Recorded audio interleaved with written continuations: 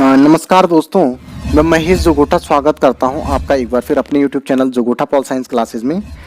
दोस्तों, आज हम बात करेंगे फिलिस्तीन समस्या का स्वरूप व इसकी ऐतिहासिक पृष्ठभूमि की।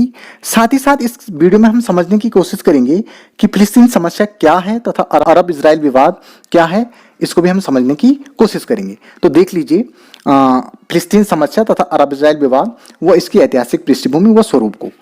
तो फिलिस्तीन आबादी मुस्लिम बहुमत का धर्म है, जिसमें मुस्लिम वेस्ट बैंक की 80 से 85% आबादी शामिल है। फिलिस्तीन का हृदय स्थल यरूशलेम 2000 वर्षों से यहूदी, ईसाई व मुसलमानों का सबसे बड़ा धार्मिक केंद्र रहा है। इस महत्ता से तीनों धर्मों ने इस पर समय समय पर अधिकार करने के अथक प्रयास किए। भूमध्य सागर के पूर्वी तट पर स्थित पश्चिमी एशिया का यह भूभाग लगभग 4000 वर्षों का इतिहास लिए हुए है, जो इज़ील, हिब्रू, क्रूसेडर, मामलूक, तर्क, अरबों के अधीन रहा है। 1917 में प्रथम विश्व युद्ध के अंत में ब्रिटिश साम्राज्य ने ओटोमन साम्राज्य से फिलिस्तीन पर विजय प्राप्त कर इसको अपने नियंत्रण में ले लिया था। ब्रिटिश नियंत्रण के पश्चात इस क्षेत्र में यहूदी धर्म के लोग अधिकांश संख्या में आकर बसने लगे। जब 1920 तक इनकी आबादी जहां सिर्फ 16% थी, वहीं 1947 तक आते आते ये बढ़कर के 24 हो गई थी।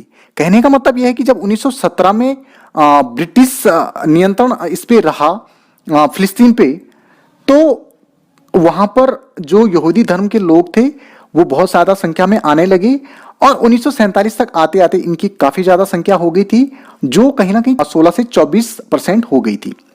यदि इजराइल और फिलिस्तीन के मध्य होने वाले संघर्ष का इतिहास को देखें तो इसका इतिहास लगभग 100 वर्ष पुराना रहा है, जिसकी शुरुआत वर्ष 1917 में उस समय हुई जब तत्कालीन ब्रिटिश विदेश सचिव आर्थर जेम्स वल्फोर घोषणा के तहत फिलिस्तीन में एक यहूदी राष्ट्रीय घर के निर्माण के लिए ब्रिटेन का आधिकारिक समर्थन व्यक्त किया।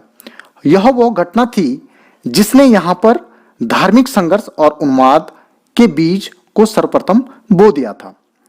इस धार्मिक और सांप्रदायिक समस्या ने तूल तब पकड़ा जब फिलिस्तीन पर ब्रिटिश मैंडेट की घोषणा, जो तुम्हारी 15 मई 1948 को हुई थी, जिसके तहत फिलिस्तीन में भारत और पाकिस्तान की तरह दो देशों यानी फिलिस्तीन के साथ साथ इजराइल के स्वतंत्र राष्ट्र होने की बात की गई थी। कहने का मतलब यह है कि मैंडेट घोषणा के तहत फिलिस्तीन में इजराइल के अस्तित्व को भी स्वीकार किया गया और उसको भी एक स्वतंत्र राष्ट्र के रूप में मान्यता दी गई 15 मई 1948 को। उसके बाद हम आगे बात करते हैं। मैंडेट घोषणा के बाद 1948 में इजराइल के प्रादुर्भाव को जो अरब राज्य थे उन्होंने उससे मानने से इनकार कर दिया। इस राजनीतिक घोषणा को समाप्त करने के उद्देश्य से मिस्र, सीरिया, जॉर्डन, लेबान, यमन व सऊदी अरब ने मिलकर के इजराइल पर आक्रमण कर दिया। अपने धार्मिक अस्तित्व की रक्षा व अमेरिका, ब्रिटेन, फ्रांस की सहायता से इजराइल ने इन सभी देशों पर विजय प्राप्त कर ली और इसके साथ साथ इस युद्ध में फिलिस्तीन के काफी हिस्से को अपने नियंत्रण में ले लिया।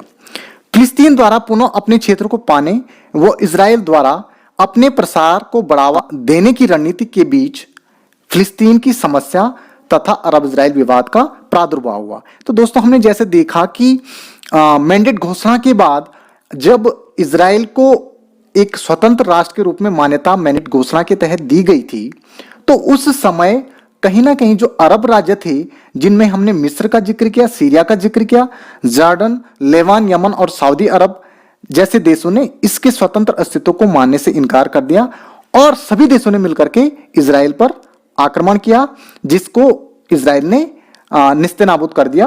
और इस आक्रमण में इजराइल ने सभी देशों को हरा करके अपनी जीत हासिल की। साथ ही साथ फिलिस्तीन का जो एरिया था, उस एरिया में से बहुत सारे एरिया को अपने कब्जे में ले लिया था। तो इस तरीके से दोस्तों, ये फिलिस्तीन की समस्या है। फिलिस्तीन की समस्या क्या है? फिलिस्तीन की समस्या ये है कि फिलिस्तीन नहीं चाहता था कि उसके देश में कोई दूसरा देश यानी इजराइल का अस्तित्व बने।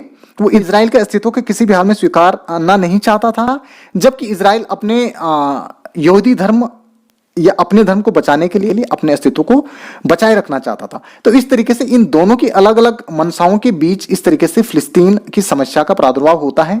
साथ ही साथ इसके साथ अगर हम अरब इजराइल विवाद की बात करें तो अरब इजराइल विवाद भी यही है कि अरब के जो देश थे, जिसमें मिस्र, सीरिया, जॉर्डन, लेबान, यमन व सऊदी अरब के जो देश थे, वो कहीं ना कहीं फिलिस्तीन में इजराइल के अस्तित्व को वो भी नहीं चाहते थे, और जिन्होंने फिलिस्तीन का साथ दिया था 1948 में ही और मिलकर के इजराइल पे आक्रमण किया था। तो इस तरीके से इसको हम अरब इजराइल विवाद के नाम से जानते हैं, क्योंकि अरब के जो देश थे वो भी कहीं ना कहीं फिलिस्तीन का समर्थन कर रहे थे, और फिलिस्तीन के समर्थन के साथ साथ वो इजराइल के विरोधी होकर के युद्ध में फिलिस्तीन का साथ दे रहे थे। और इस तरीके से अरब देशों और इजराइल के बीच का विवाद भी हमें इस फिलिस्तीन समस्या के दौरान देखने को मिला। तो दोस्तों, इस तरीके से ये फिलिस्तीन समस्या वो अरब इजराइल विवाद को हमने समझने की कोशिश की। उसके बाद आगे हम बात करते हैं फिलिस्तीन और अरब इजराइल के बीच अपने उद्देश्यों की प्राप्ति के लिए होने वाले संघर्षों में 1948, 1956, 1967, 1973 व 1982 में प्रमुख युद्ध हमें इन दोनों के बीच देखने को मिले, जिसमें प्रत्येक युद्धों को इजराइल ने जीत लिया था।